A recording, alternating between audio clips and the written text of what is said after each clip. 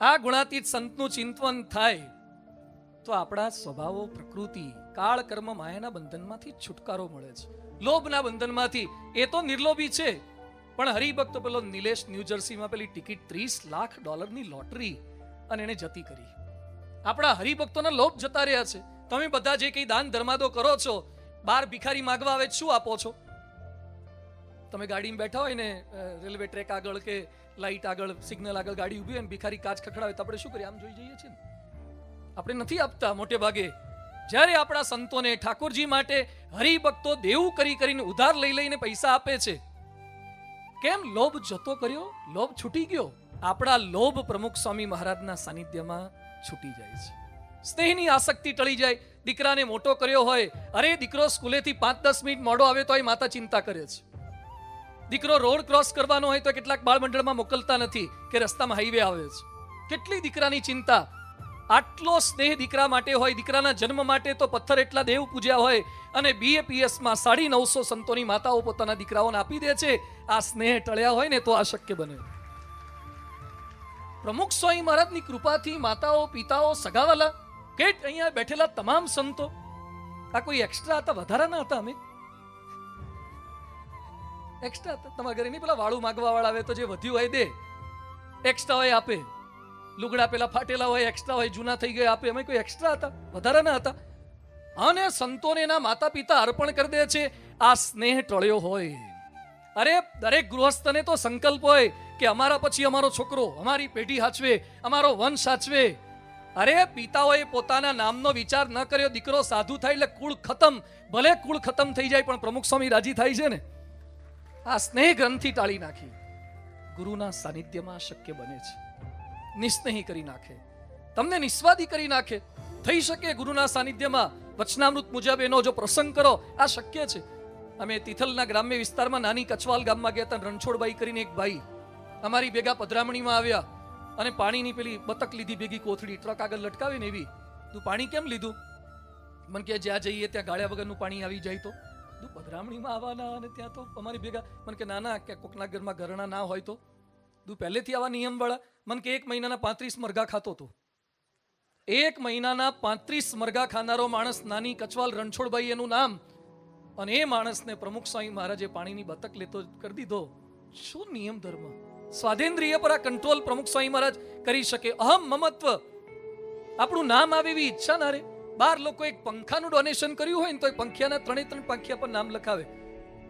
પરમ ભક્ત કાશીદાસ નાથાલાલ તરફથી સપ્રેમ ભેટ, જાણે બાપુજીનો વાયરો ન ખાતા હોય.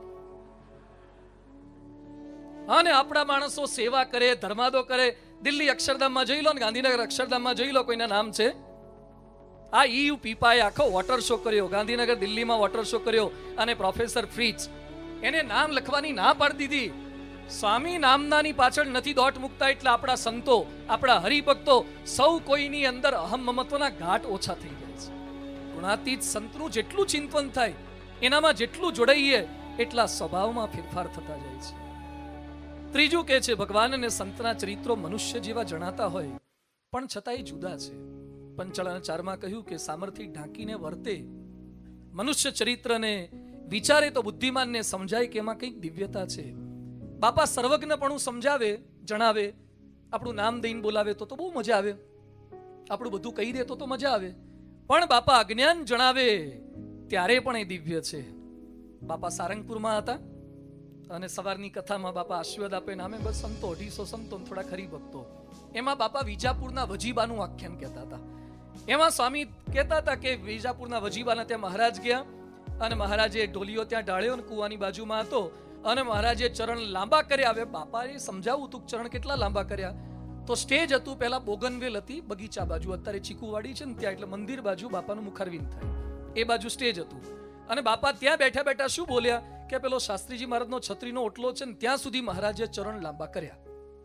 આવું બાપા બોલ્યા. અમે બધા હેલામૂત વાંચેલું છે અને પારાયણો કર્યું. આટલા લાંબા ક્યાંય કર્યા નથી, થોડાક જ લાંબા થયેલા છે. 2-5 ફૂટ લાંબા થયા હોય. અને બાપા જે બોલ્યા એ તો 150 ફૂટ લાંબા ગણાવતા હતા.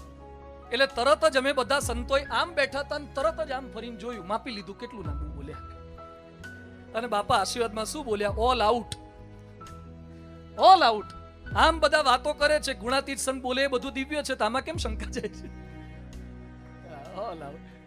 જો આપણી બુદ્ધિના ત્રાજવેથી માપવાનો પ્રયત્ન કરીએ, ભગવત ચરણ સ્વામીને બોચાસણમાં હતા ને એમાં પ્રસંગ આવ્યો કે મહારાજ બેઠા હોય અને હજારો હરિભક્તો ભેગા થતા ને મહારાજ કથા વાર્તા કરતા ને બધાને જ્ઞાન વાર્તા કરતા, તો ભગવત ચરણ સ્વામી કે માઇક વગર 2,000 ભેગા થયા માઇક વગર મહારાજ બોલે તો સમજાય કેમનું? તો બાપા શું બોલ્યા કે મહારાજ તો ખાલી હોઠ ફફડાવે ને તોય સામેવાળાને ખબર પડી જાય કે શું કહેવા માંગે છે. જોઈ દિવ્યતા જોઈ શકે છે. એમ પ્રમુખ સ્વામી મહારાજ અજ્ઞાન બતાવે ને, સર્વજ્ઞપણું ન બતાવે ને, છતાંય દિવ્ય છે. મનુષ્ય ચરિત્રમાં પણ એમની દિવ્યતા છે. એને બધી ખબર છે, આપણને એમ લાગે કે એને જાણતા નહીં હોય. વડોદરામાં 2 હરિભક્તો બાપાની પેલા વ્યક્તિગત દર્શનમાં લાઈનમાં આવ્યા. એમાં એક હરિભક્તે પૂછ્યું કે બાપા મારા દીકરાને કયા મીડિયમમાં મૂકું ભણવા, ઇંગ્લિશમાં કે ગુજરાતીમાં? તો સ્વામી કે આપણે ગુજરાતી માતૃભાષા કહેવાય, ગુજરાતીમાં જ ભણાવવા છોકરાઓને. એટલે એને આશીર્વાદ આપે. એના પછીના બીજા એને કે બાપા કે તમારે કે પૂછવું છે? કે ના બાપા મારું સમાધાન મળી ગયું. એ કે શું પણ પૂછ્યું નથી? એ કે હું પૂછવા આવ્યો તો દીકરાને કયા મીડિયમમાં મૂકવું, અને તમે આગળ વળાને કહી દીધું ગુજરાતીમાં, એટલે હું ગુજરાતીમાં મૂકી. સ્વામી કે ના તમે ઇંગ્લિશમાં મૂકજો. એ કે બાપા પહેલા ગુજરાતી કીધું. સ્વામી કે ના તમારે ઇંગ્લિશમાં મૂકો, આપણે ઇંગ્લિશ સારી બહુ જરૂર પડે. અને ખરેખર એવું થયું કે એને સગાવાલાને આધારે ફાઇલ ખુલી અને 7મા ધોરણમાં છોકરો આવ્યો ને એને ત્યાં પરદેશ જવાનું થયું. બાપા જાણતા હતા ગુજરાતી વાળાને ગુજરાતમાં રહેવાનું છે ને પેલાને પરદેશ મોકલવાનો છે, એટલે ઇંગ્લિશ મીડિયમમાં પહેલેથી મૂક્યો. એ અજ્ઞાન જણાવે છે એની પ્રત્યેક ક્રિયાની અંદર ઐશ્વર્ય છે, પ્રતાપ છે, શક્તિ છે. માનુષી ચરિત્રોની અંદર દિવ્યતા છે. અખિલમ રુચિરમ, આવા ગુણાતીત સંતની આજે આપણને પ્રાપ્તિ થઈ છે. ભૂલા ન પડીએ. માનુષી ચરિત્રોની અંદર પણ કોઈ પ્રકારનો સંશય ન રાખીએ.